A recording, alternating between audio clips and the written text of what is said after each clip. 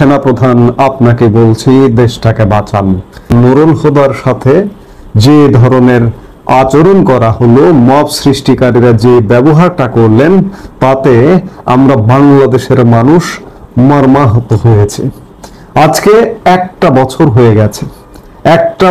হয়ে গেছে, তারপরেও সামাজিক বিশৃঙ্খলা বন্ধ হচ্ছে না, মব বন্ধ হচ্ছে না। সেনাপ্রধান জেনারেল ওয়াকারুজ্জামানকে আমরা কাঠগড়ায় দাঁড় করাতে চাই, এবং শুধু কাঠগড়ায় দাঁড় করাতে চাই না, আমরা তাকে দায়িত্ব দিতে চাই। তিনি তো দায়িত্ব নিয়েছিলেন, কিন্তু দায়িত্ব নিয়েও নেননি।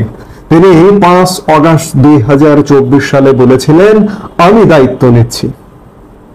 এরপরেও বিভিন্ন বক্তব্যে বিভিন্ন সময়ে সেনাবাহিনীর পক্ষ থেকে বলা হয়েছে কোনো প্রকার মব বরদাস্ত করা হবে না।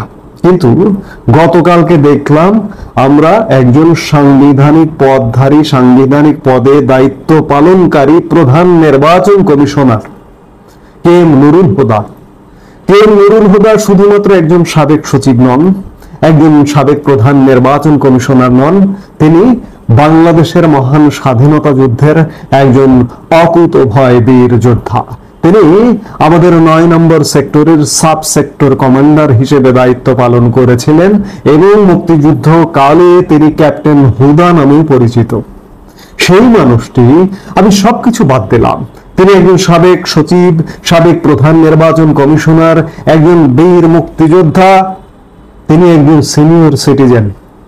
সম্ভবত তার বয়স এখন 77 বছর।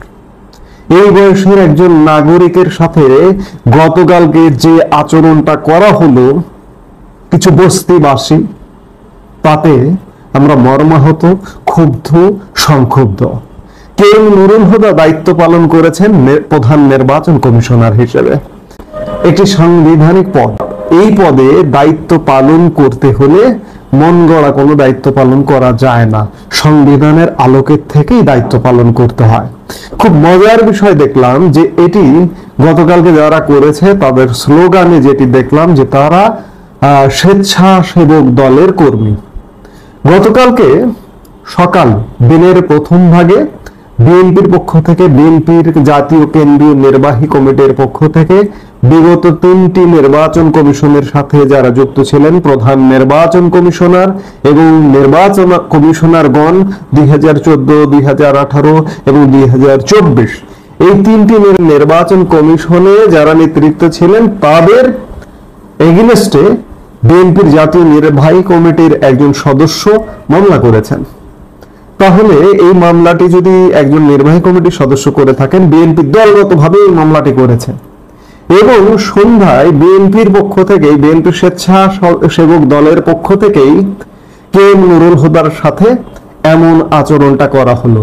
কে এম নুরুল হুদা যদি অপরাধী হয়ে থাকেন, আইন আছে, আদালত আছে, আপনারা মামলা করেছেন, মামলার শুনানি হবে, শুনানি হবার পরে তার বিরুদ্ধে যদি ওয়ারেন্ট ইস্যু হয় তবে তিনি গ্রেফতার হবেন।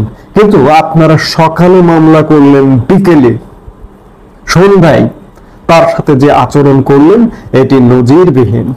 আজকে বিএনপি বোঝাতে চাচ্ছেন আপনারা কি ধোয়া তুলসী পাতা, আপনাদের সময় অনিয়ম হয়নি, আপনাদের সময় নির্বাচনে কারচুপি হয়নি, আপনাদের সময় দুর্নীতি হয়নি। বাংলাদেশের মানুষকে কি বোঝাতে চান? যেটি বোঝাতে চান, বাংলাদেশের মানুষ কিন্তু বুঝে গেছে, বুঝতে পারছে যে বিএনপি যদি পুরো মাত্রায়, বিএনপি এবং বিএনপির সাথে যারা আছেন তারা যদি পুরো মাত্রায় বাংলাদেশের রাষ্ট্রীয় ক্ষমতায় বসে, তাহলে বাংলাদেশের আরো কি ভয়ানক পরিণতি হয় সেটি বাংলাদেশ বুঝে গেছে। আমি শুরুতে বলেছিলাম যে সেনাবাহিনীকে, সেনাপ্রধানকে দায়িত্ব দিতে চাই আমরা। বাংলাদেশের মানুষ এই মুহূর্তে এটি নিশ্চিত যে আগামী খুব সহসা বাংলাদেশে নির্বাচন করা সম্ভব নয়। স্বাভাবিক আইন শৃঙ্খলা নিয়ন্ত্রণ করাই সম্ভব হচ্ছে না, স্বাভাবিক দেশে শান্তি শৃঙ্খলা বজায় রাখাই সম্ভব হচ্ছে না। আর নির্বাচন, জাতীয় সংসদ নির্বাচন, এটি তো একটা বিশাল ব্যাপার। জাতীয় সংসদ নির্বাচনে একটা বাড়তি সতর্কতার প্রয়োজন হয়। সেই সতর্কতা তো দূরের কথা, স্বাভাবিক জীবনযাপনই করতে পারছে না মানুষ, সেই জায়গায় নির্বাচন। আর এই যে বর্তমান যে একটি সরকার বা সরকার আছে কিনা সে ব্যাপারে বাংলাদেশের মানুষ যথেষ্ট সন্দিহান। কে এম নুরুল হুদা যদি অপরাধ করে থাকেন, বিচার করার এখতিয়ার শুধুমাত্র আদালতের। সাধারণ জনগণ তার সাথে এমন কোনো আচরণ করতে পারে না যার দরুন ফৌজদারি অপরাধ ঘটে। কালকে মবকারীরা ফৌজদারি অপরাধ করে ফেলেছেন তার সঙ্গে। আজকে কোথায় দেশের সরকার? কোথায় সরকার? একটি দায়সারা গোছের বিবৃতি দিয়েছে। প্রধান উপদেষ্টা মোহাম্মদ ইউনূসের ফেসবুক পেজে একটা বিবৃতি চোখে পড়লো যে দেশের মানুষকে আইন শৃঙ্খলা আইন হাতে তুলে না নিতে ঘটনা ঘটবার পর বিবৃতি দিচ্ছেন। বিবৃতি দিয়ে কি লাভ হচ্ছে? আমরা দেখতে চাই যে যদিও যে অপদস্থ করা হয়েছে কে এম নুরুল হুদাকে, এটির কোনো পূরণ হবে না, কিন্তু দেখতে চায় যারা গতকালকে মব সৃষ্টি করেছে তারা অ্যারেস্ট হয়েছে।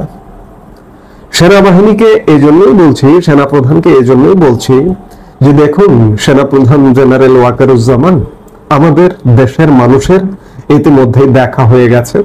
আমরা 11 মাসে অবস্থান করছি, আগামী মাসে 1 বছর হবে এই যে অন্তর্বর্তীকালীন সরকার পিরিয়ডটি। এই সরকার কি করতে পারবে বা কি করতে পারে এটি আমাদের অন্ততপক্ষে দেশের নাগরিকদের বোঝা হয়ে গেছে।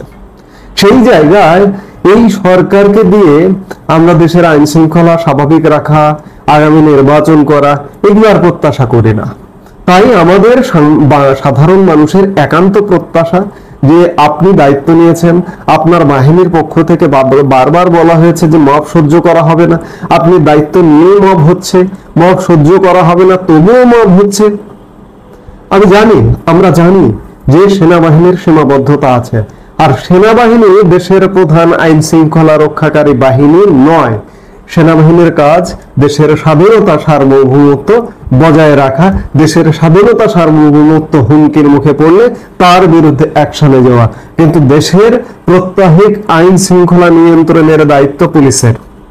সেই পুলিশ আজও সঠিকভাবে কাজে নামতে পারেনি, এই ব্যাপারে আর কোনো সন্দেহের অবকাশ নেই। এখনো যেহেতু প্রায় 1 বছর হতে চললে, এখনো যেহেতু মব হচ্ছে, সেহেতু বুঝেই নিতে হবে। এবং পুলিশের সামনে মব হচ্ছে। গতকালকে পুলিশের সামনে কে এম নুরুল হুদাকে হেনস্থা করা হয়েছে। তাহলে বুঝুন যে পুলিশ আসলে কাজ করছে না। কেন কাজ করছে না? পুলিশের মধ্যে একটা ভীতিকর অবস্থা বিরাজমান। কে কোন বিষয়ে কার বিরুদ্ধে অ্যাকশন নেবে, এই অ্যাকশনের ফলাফলটা কি হবে পুলিশ, এই ভয়ে পুলিশ ভীত, যার কারণে পুলিশ কাজ করছে না। সেনাবাহিনীর সীমাবদ্ধতা কোথায়? সেটি হচ্ছে যে সেনাবাহিনী, আমি আগেই বললাম যে প্রধান আইন শৃঙ্খলা নিয়ন্ত্রণকারী কর্তৃপক্ষ নয়। সেনাবাহিনী হচ্ছে একটা সহায়ক ফোর্স। সেই সহায়ক ফোর্সটাও খুব সীমিত। সারা বাংলাদেশে 30,000 করে সেনাবাহিনীর শিফটিং ডিউটি করে। এক শিফট নামে, এক শিফট উঠে যায়, আবার এক শিফট নামে, এইভাবে দায়িত্ব পালন করে। কাজে এই প্রায় 20 কোটি, 18-20 কোটি জনসংখ্যাকে নিয়ন্ত্রণ করা, সুরক্ষা দেওয়া, আইনের আওতায় আনা, তাদেরকে মাত্র 30,000 সৈন্য দিয়ে এটি এক প্রকার অসম্ভব। এই অসম্ভবকে সম্ভব করতে হলে খুব কঠোর পদক্ষেপে যেতে হবে।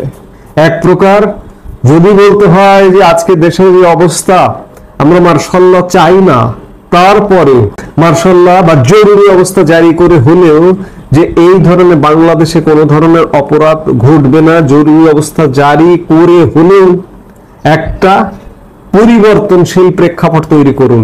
এই সরকারকে বাদ দিয়ে দিন, এই সরকার পারবে না। এই সরকার কোনোভাবেই দেশের প্রতি দায়িত্বশীল ভূমিকা পালন করতে পারবে না। সেই জায়গায় সেনাবাহিনী দায়িত্ব নিন এবং দায়িত্ব নিয়ে পুরো ব্যবস্থাটাকে সংস্কার করে, পুরো ব্যবস্থা সংস্কার বলতে শুধুমাত্র নির্বাচনের জন্য যে পরিবেশটা তৈরি করা দরকার সেটির সংস্কার বলছি। সংস্কার করবে পার্লামেন্ট, সংস্কার করবে রাজনীতিবিদরা, সংস্কার করবে রাজনৈতিক দল। শুধুমাত্র নির্বাচন করবার জন্য দেশে যে পরিবেশটা করা দরকার সেটি করতে হবে। করে সেনাবাহিনীর তত্ত্বাবধানে একটা নির্বাচন দিন, অবাধ, নিরপেক্ষ এবং সুষ্ঠু, কোনো বিশেষ পক্ষের দিকে দৃষ্টি না দিয়ে সুষ্ঠু নির্বাচন। দেখুন কে ক্ষমতায় আসে। সব দলের সমান, আওয়ামী লীগ, বিএনপি, জামাত যদিও কথা আছে স্বাধীনতা বিরোধী, মুক্তিযুদ্ধ বিরোধী, তারপরেও জামাত ঠিক আছে। বাংলাদেশের মানুষ সিদ্ধান্ত নেবে জামাতকে রাখবে না রাখবে। জোর করে নিষিদ্ধ করার পক্ষে আমিও নয়। সেই জায়গায় জামাতও নির্বাচন করুক, এনসিপি নির্বাচন করুক, সবাই নির্বাচন করুক, সবাই নির্বাচন করে একটা নির্বাচিত সরকার আসুক। সেই পরিবেশটা তৈরি করবার জন্য হলেও সাময়িকভাবে সেটা 3 মাসের জন্য হোক, কিংবা যদি পুরো পরিবেশটা তৈরি করার জন্য আরেকটু বেশি সময় লাগে সেটিও নিন। তারপরে সেনাবাহিনী, সেনা প্রধান দায়িত্ব নিন। এই মুহূর্তে এছাড়া আর কোনো উপায় নেই।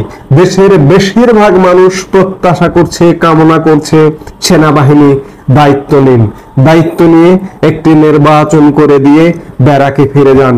এছাড়া বাংলাদেশের স্বাধীনতা, সার্বভৌমত্ব বিপন্ন হয়ে যাবে, কেউ রক্ষা করতে পারবে না। এই জন্য বিনীতভাবে বাংলাদেশের বেশিরভাগ মানুষের পালসটা বিভিন্নভাবে আমরা যাচাই করেছি, করবার চেষ্টা করেছি।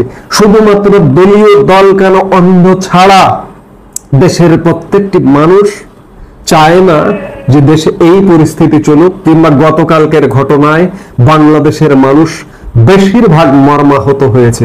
সেই জায়গা থেকে সেনাবাহিনীর দায়িত্ব নিয়ে দেশ উদ্ধার করুন। এছাড়া এরপরেও যদি আপনারা দায়িত্ব না নেন, তাহলে বাংলাদেশের মানুষ এমনিতেই প্রত্যাশা ছেড়ে দিয়েছে। আমি বরাবর সেনাবাহিনীর পক্ষে কথা বলি, যৌক্তিক কথা বলি যে সেনাবাহিনীর অনেকটা হাত পা বাধা ছিল বা বাধা আছে নানান কারণে, কিন্তু মানুষ বিশ্বাস করে না। মানুষ আমাকেও গালি দেয় যে আপনি সেনাবাহিনীর পক্ষে কথা বলেন, সেনাপ্রধানের পক্ষে কথা বলেন, কিন্তু আমি কার পক্ষে কথা বলবো? সেনাপ্রধান, সেনাবাহিনী দেশের আইনি ভিত্তির উপর নির্ভর করে গঠিত। সেনাপ্রধান সাংবিধানিক নিয়ম অনুযায়ী, দেশের প্রচলিত আইন অনুযায়ী নিয়োগপ্রাপ্ত, কাজে আমি তার পক্ষে কথা বলবো। আমার সর্বশেষ প্রতিষ্ঠান, সব প্রতিষ্ঠান ধ্বংস হয়ে গেছে, এই মুহূর্তে শুধুমাত্র সেনাবাহিনী বেঁচে আছে, জেগে আছে, এবং শেষ পর্যন্ত সেনাবাহিনীরই বাঁচাতে হবে। সেনাবাহিনী যদি না বাঁচায় তাহলে ধরে নেবেন, মনে করতে হবে আমরা মৃত, আমরা মারা গেছি, আমরা পরাধীন হয়ে গেছে। শেষ কথা এটাই বলবো যে সেনাবাহিনী আর বসে থাকার সময় নেই, দায়িত্ব নিন, দেশ বাঁচান। এই মুহূর্তে এ পর্যন্তই। সবাই ভালো থাকুন, সুস্থ থাকুন।